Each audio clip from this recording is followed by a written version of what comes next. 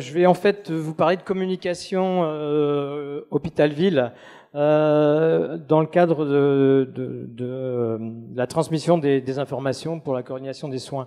Alors, à l'époque du numérique, on est encore en papier, enveloppe et timbre, et on peut se poser la question de la possibilité de passer à d'autres outils de communication entre l'hôpital et la ville.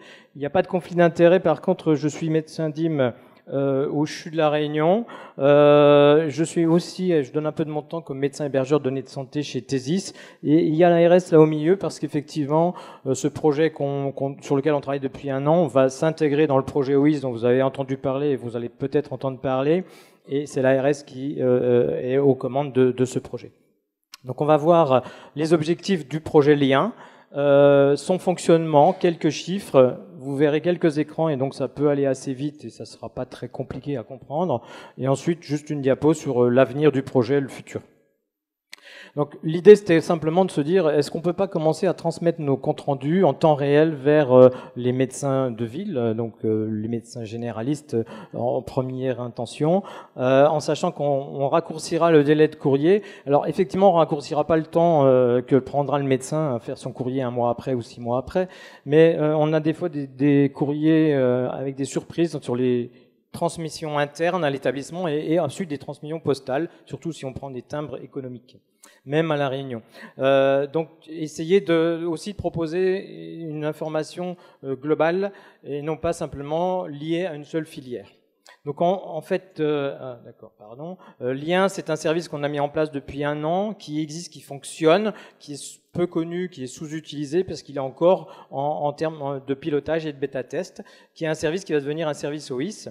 L'idée, c'est d'avoir un accès permanent sur un portail au compte-rendu pour lesquels vous êtes destinataire, au compte-rendu de vos patients, et une application simple et gratuite pour tout médecin destinataire des documents des établissements de santé. Donc le schéma se présente comme ceci. Vous avez ici des comptes rendus hospitaliers, des comptes rendus d'imagerie, des comptes rendus d'urgence qui, eux, sont quasiment faits en temps réel à la sortie du patient des urgences, qui sont envoyés en automatique quand ils sont signés par le praticien au niveau d'une plateforme régionale qui est donc gérée par Thésis et qui intègre maintenant le projet OIS avec des données, et puis un mail qui arrive directement sur le mail générique du praticien, simplement qui lui dit « vous avez reçu un document ». Ce praticien peut se connecter, alors il peut être en temps réel, il peut être une fois par jour, il peut être une fois par semaine, cette information non nominative et non confidentielle. Il peut donc se connecter au portail et lire éventuellement ses comptes rendus et la liste des patients pour lesquels il a été destinataire d'un compte rendu. Donc on n'imagine rien de nouveau, on remplace juste le format papier par un format électronique. Là, il y a des pointillés, donc je ne veux pas rentrer dans la polémique DMP, pas DMP. On pourra faire un jour si on doit alimenter le DMP. C'est des flux qui ne sont pas mis en œuvre. Et puis la messagerie de santé, si on veut transmettre des données non pas anonymes, mais des données nominatives, il faut qu'on soit dans un espace confidentiel de type messagerie sécurisée, dans un espace sécurisé. Alors, actuellement, c'est 1 an de mise en service, ça fonctionne depuis 1 an. C'est actuellement 230 000 comptes rendus hospitaliers du CHU qui ont été envoyés sur cette plateforme. Il y a 80 médecins pilotes inscrits, alors certains s'y connectent régulièrement, d'autres moins, d'autres y sont allés voir une fois, ils n'y vont plus. Simplement, ça nous a permis d'avoir des retours d'expérience et d'améliorer un petit peu des fonctionnalités, voire de pouvoir télécharger plus simplement les documents pour les intégrer dans les applications, dans les logiciels de cabinet de ceux qui en ont. Et aussi, ça nécessite pour les praticiens de réorganiser aussi avec leur secrétariat quand ils en ont, ou sans leur secrétariat, ce recueil et cette arrivée d'informations. Alors, il y a un projet, c'est-à-dire que dans le cadre d'OIS, il y a une nouvelle version qui va arriver en juin, qui va être un petit peu différente de ce qu'il y a actuellement et qui intègre déjà les retours d'expérience qu'on a eu depuis 1 an. En pratique, là, très vite, le médecin du CHU ouvre son dossier patient, ça vous ne le voyez pas, il tape son courrier, ensuite il le signe avec son login et son mot de passe, donc ça c'est transparent pour vous.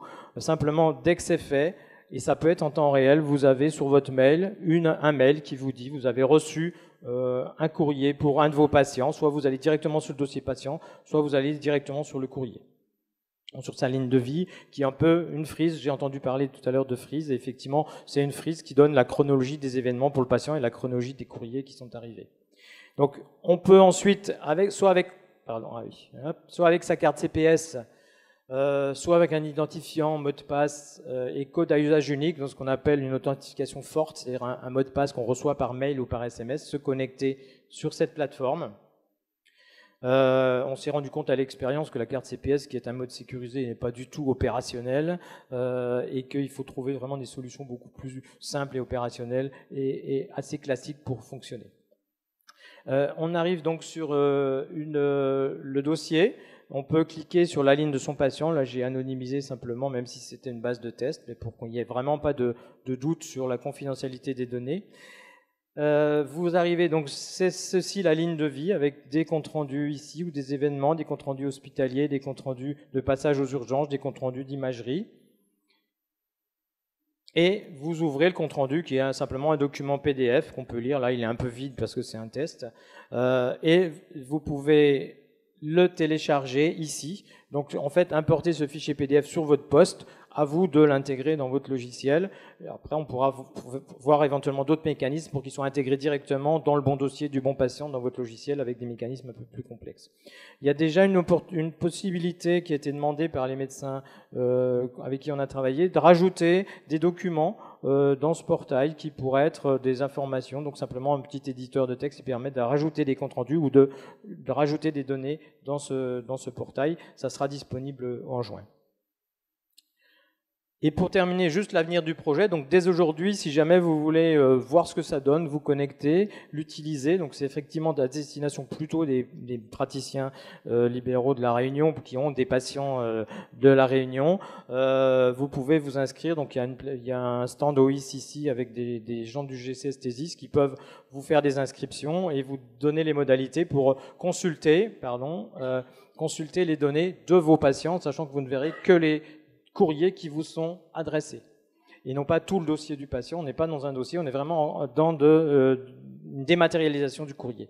Et prochainement, dès juin, ça devrait être intégré décidément dans des projets plus généraux de portail à destination des professionnels avec possibilité de consulter des documents. Il est prévu d'ajouter d'autres documents comme des comptes rendus Nanapat, voire un jour des images ou même de la biologie que pour le moment vous n'avez pas sur des serveurs de biologie qui sont plutôt privés pour le moment, enfin pas alimentés par les établissements publics, mais aussi d'autres établissements pourront alimenter ces données, établissements de santé ou autres structures, et à destination d'autres professionnels de santé, c'est-à-dire aussi pour coordonner des choses avec effectivement des kinés de ville ou des infirmiers de ville. Et j'en ai terminé. Je ne sais pas à quel temps j'ai pris.